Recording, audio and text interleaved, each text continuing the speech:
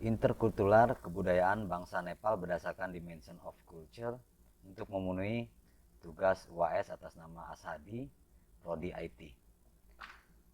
Tentang Nepal.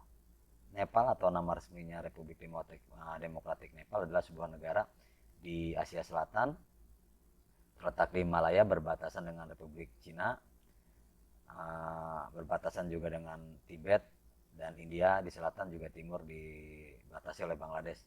Nepal ini memiliki geografi yang beragam, termasuk dataran subur, perbukitan. Juga ada gunung yang terkenal di sana, yaitu Gunung Everest yang ada di Nepal.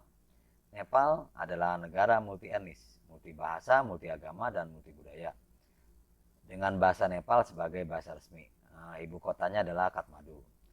Nepal ini memiliki sekitar 36 kelompok etnis, memiliki berbagai macam agama yang berbeda, lebih dari 70 bahasa lisan. Untuk agamanya itu 80% Hindu, 10% Buddha, 5 Muslim, dan 5% yang lainnya. Kita akan membahas tentang dimension of culture atau dimensi dari kebudayaan. Menurut Gerard Hendrik Hofstede adalah seorang psikolog sosial yang berasal dari Belanda. Tentunya untuk mahasiswa yang sedang belajar dimensi of culture, ini udah sangat kenal dengan Hofstede. Beliau juga adalah pioner penelitian di bidang cross cultural group dan organisasi, merupakan salah satu orang yang mengembangkan suatu metode untuk mengetahui dimensi kultur dari setiap negara di seluruh dunia. Bukunya yang berjudul Culture of Consequence and Culture of Organization, Software of the Mind, merupakan salah satu karya yang banyak digunakan untuk melakukan penelitian yang berhubungan dengan cross cultural group dan organisasi tentunya. Dimension of culture itu ada satu, individualism and collectivism, dua, uncertainty avoidance index atau UAI, power distance, masculinity and femininity, dan long of short term orientation. Kita bahas yang pertama, individualism and collectivism. Berdasarkan data yang didapat atau dikutip dari hofstadeinsight.com, terlihat pada grafik di sana. Untuk individualismenya itu 30% ya. Individualism di sini berarti masyarakat di mana ikatan individualis tidak kerat antar individu, lebih sering menggunakan aku daripada kami. Individualism itu lebih ke diri sendiri, mementingkan diri sendiri. Ini juga selaras dengan teorinya Hofstede tahun 2002, individual untuk memenuhi kepentingan pribadi. Dimensi individualism dan kolektivisme ini membahas tingkat saling ketergantungan antara di individu-individu dalam suatu masyarakat. Ada yang masyarakat individu, ada juga yang kolektif. Berdasarkan data yang dikutip dari hofstadeinsight.com, skornya itu 30 untuk individualisme di negara Nepal, berarti individualismenya rendah. Berarti di Nepal ini masyarakat lebih kolektivitas, masyarakat lebih bekerja sama atau hidup bersama atau memiliki organisasi atau berkelompok. Orang Nepal ini kalau dilihat datanya berarti sama seperti orang Indonesia ya, lebih banyak berkelompok. Untuk yang kedua, uncertainty avoidance atau penghindaran ketidakpastian, mencerminkan sejauh mana anggota masyarakat berusaha mengatasi ketidakpastian dalam hidupnya. Budaya ini yang uncertainty avoidance atau penghindaran ketidakpastian ini, kalau dia tinggi berarti lebih menyukai aturan, misalnya tentang agama dan keadaan-keadaan lain yang memang sudah terukur. Nepal skornya 40 kalau berdasarkan data. Berarti bahwa masyarakat Nepal memiliki preferensi yang cukup rendah ya untuk menghindari ketidakpastian ya. Mereka lebih suka berarti pekerjaan yang santai gitu. Terus juga lebih fleksibel, atau tidak berniat untuk bekerja atau ditinggalkan untuk bekerja pada waktu yang ketidakpastian. Penghindaran ketidakpastian ini berarti ini anak rakyat Nepal nih, kalau main tidak pasti nggak terlalu tinggi. Ini karena menimbulkan ambigu.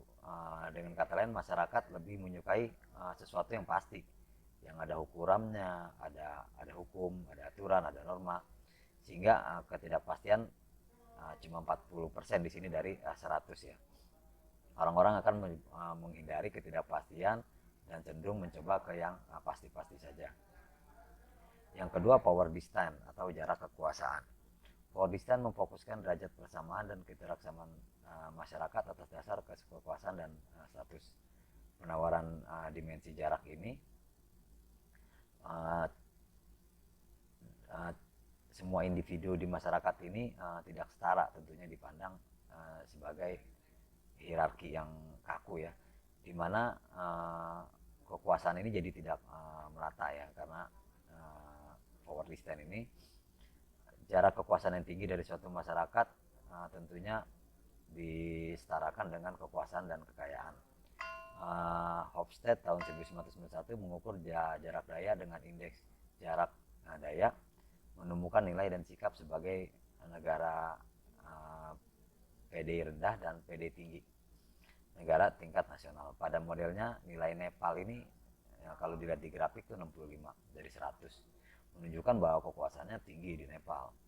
Jadi orang-orang mau nggak mau harus menerima tataan yang hierarkis ya, harus menerima kepemimpinan autokratis ya, bahwa yang di bawah ya di bawah. Jangan coba-coba mengkritis yang di atas ya, karena segala sesuatu ditentukan oleh istilahnya keputusan pemimpinnya ya. Disinilah power distance, itulah jarak kekuasaan ya. Yang keempat, masculinity atau femininity ya. Ini istilah sering kita dengar di hal-hal yang lain juga ya. Untuk tingkat diferensiasi antara pria dan wanita ya, kesamaan gender ya. Yang memang ya sampai sekarang masih jadi isu ya di negara-negara ya, tentang kesamaan gender ini. Skor Nepal ini berdasarkan data itu 40 untuk maskulinitas. Ini merupakan ya lumayan rendah ya. Jadi baik feminitas di sana itu ya lumayan tinggi, berarti ada kesetaraan antara pria dan wanita ya. Berarti perempuan di Nepal diperlakukan sama dengan laki-lakinya, memiliki hak dan kewajiban yang sama ya. Yang untuk 5, long short term orientation dimensi ini menggambarkan masyarakat kedepannya kayak gimana, dari masa lalunya menghadapi masa depan yang kayak gimana. Masyarakat normatif yang mendapat skor rendah pada dimensi ini misalkan lebih milih untuk melakukan tradisi yang lama tanpa dengan mengesampingkan atau kurang aware dengan perubahan masyarakat, itu tentunya dia akan mempertahankan ya tradisi lama dia. Sebaliknya yang memiliki budaya yang dapat nilai tinggi mengambil pendekatan yang mendorong sesuatu yang lebih baru, misalkan pendidikan modern untuk persiapan ke masa depan ya. Intinya tentang long apa short, orientasinya jangka panjang apa jangka pendek gitu ya. Saat ini kalau menurut data di Nepal ini datanya nggak ada skor untuk dimensi yang long or short term orientation ini. Sebagai mahasiswa, kalau kita berada di Nepal untuk melanjutkan studi atau kerja lah, kompetensi apa sebenarnya? Yang pertama ya, untuk berinteraksi kan kita perlu tahu bahasa ya. Jadi ya kita harus belajar bahasa sana sedikit-sedikit, terutama yang istilah-istilah ya, karena bahasa itu faktor utama dalam berinteraksi ya.